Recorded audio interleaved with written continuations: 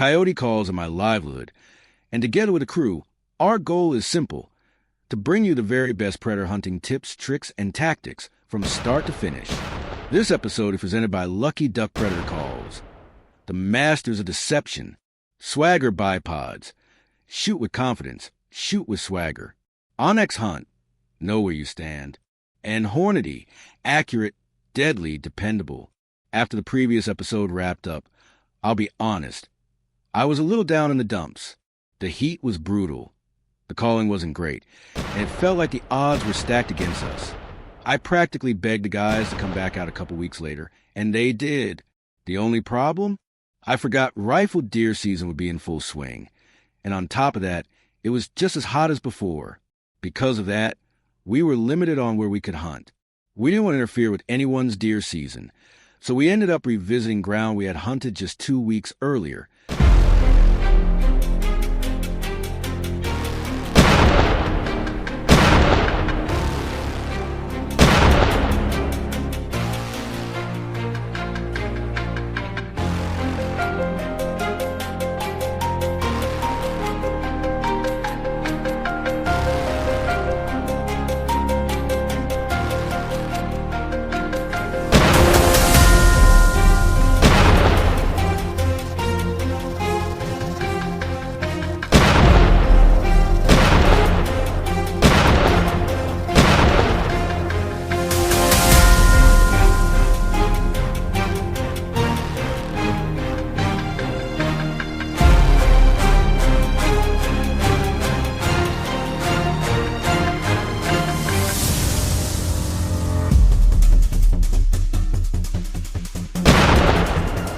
Something I almost never do.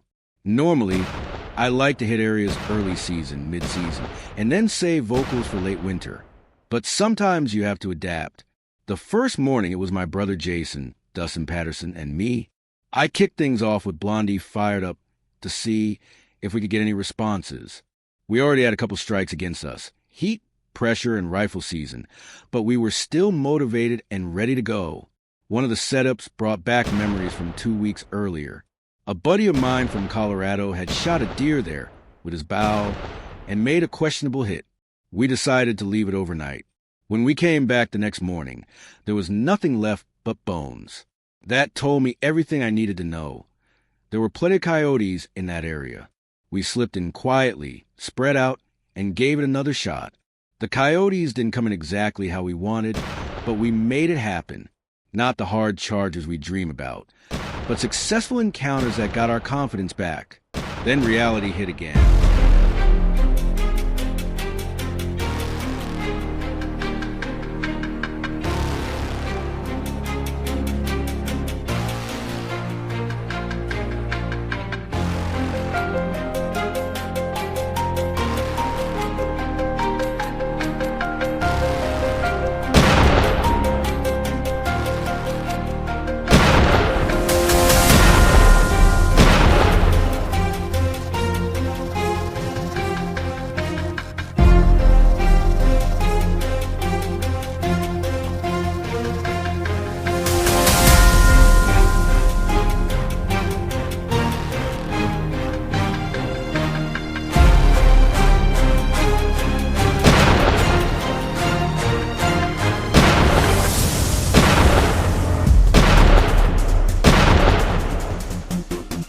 7 setups later, nothing.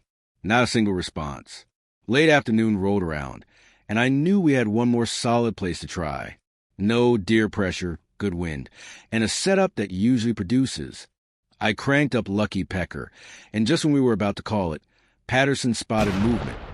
Sneaking down the hill near a cedar, that turned into a tense encounter with a cat. That just wouldn't commit. One small mistake, and he disappeared into the grass. That one hurt. Day 2 felt a lot like day 1. Hot, slow, and frustrating. Mid-morning, we headed into one of my favorite spots. I'm not saying it's guaranteed, but 9 times out of 10, we call something in there. And I'll be honest, I had a donut riding on it. I told myself I wasn't eating it until we killed something. After several minutes of calling, I noticed something strange. A blue heron landed nearby.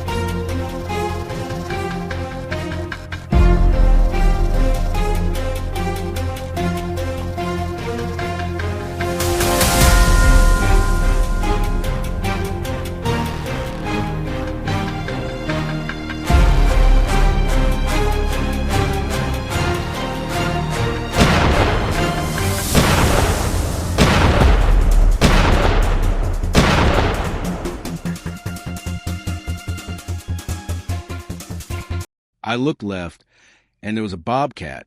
Close, really close. I took the first shot and missed low. A classic AR lesson right there. At close range, you've got to remember scope height. The follow-up shot, though, was right on. That moment meant a lot.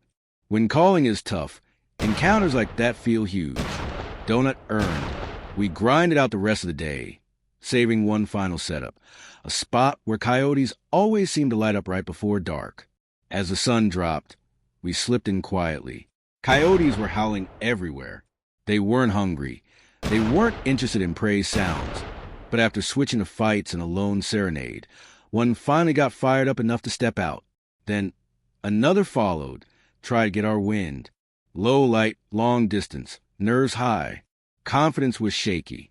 But Patterson made it happen, pulling off a double in tough conditions.